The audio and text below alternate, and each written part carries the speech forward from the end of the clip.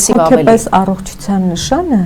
հարաբերություններն են։ Այսինքն, երբ որ մարդը կարողանում է լավ հարաբերություններ ստեղծել մյուս անդամների հետ, ու դա պետք է լինի ջերմ հարաբերություններ, ոչ թե նվաստացնելով, ինքնահաստատվելով, ոչ թե մյուսին ճիշտը սովորացնելով կամ ինչ-որ մի բան ապացուցելով, հա, որ ես ճիշտ եմ, իմ արժեքները ճիշտ են, քո արժեքները սխալ են, այլ պետք է կարողանամ համահունչ լինել այդ հարաբերությունները։ Ես հարգում եմ, ընդունում եմ քո սահմանները, ես հարգում եմ եւ ընդունում եմ քո ընտրությունը,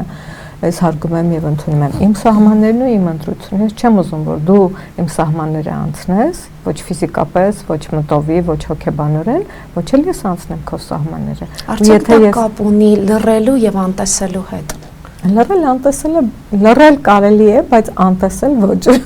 որտեղ ամեն անգամ անտեսելուց դու այդ մարդու ջրաղացին ջուր ես լցնում, որ դու ցույց ես տալիս, որ դու ճիշտ ես։ Եթե ես լռում եմ, եթե ես այդ ամեն ինչը չեմ կարևորում, հա, ոչ թե լռում եմ, որ կոնֆլիկտ չլինի, այլ լռում եմ, որովհետև չեմ կարողանում քեզ հակադարձել, այդ նշանակում հաճախ այդպես է ընկալվում։ Չի կարելի նման մարդկանց հետ ապրել, որովհետև դա ոչնչացնում է մարդու ներքին համակարգը։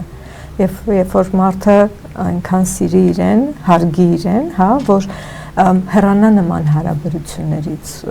եթե անգամ դրանք իր երեխաների ծնողներն են, եթե անգամ դա ծնողներն են, հա, հեռանա նման հարաբերություններից, որտեղ ոչնչանում է իր ներքին էությունը, իր մարդկային բնույթը,